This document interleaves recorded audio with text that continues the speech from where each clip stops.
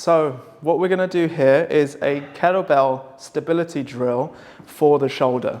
So Nereus has got one knee on the floor and he's got the opposite leg out in front of him.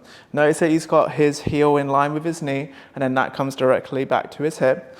He's then going to pick up the kettlebell and then he's going to lift up the kettlebell.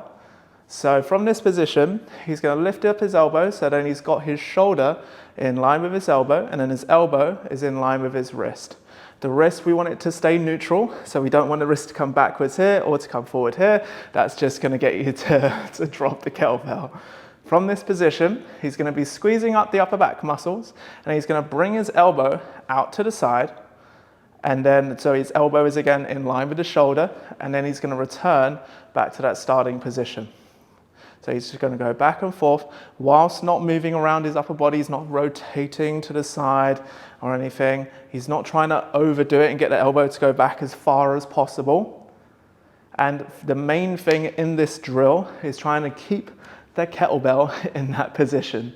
So he wants to really grip hard to help keep it there so he doesn't fall forward or fall backwards. And when he's done, he can then just put the kettlebell down onto the floor. So just revisiting the shoulder drill, Nearest we can go straight into the reps just from the other side. So remember, as we said already, the elbow needs to be in line with the shoulder and then the elbow is also in line with the wrist. He's then going to push that elbow out to the side so it's directly in line with the shoulder. He's not rotating his upper body at all. He's not rounding or arching. He's not using any other body part. It's just that one arm that's moving, coming back and forth.